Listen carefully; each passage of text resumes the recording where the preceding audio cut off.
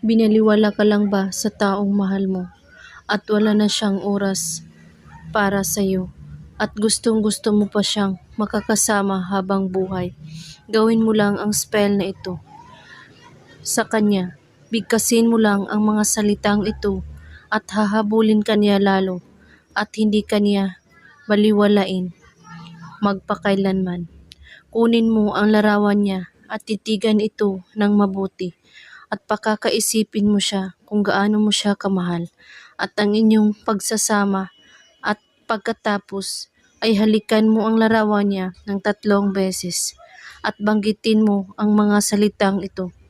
Hahabulin mo ako lalo at ako lang ang mamahalin mo magpakailanman at sambitin mo ang pangalan niya at pagkatapos itago mo ang larawan niya. Gawin ito kahit anong oras at araw, basta't buwang inyong paniniwala sa paggawa at walang ibang iniisip at pagdududa. At kung may katanungan po kayo ay magko-comment lang po sa baba. Maraming salamat sa panonood. May God bless us all.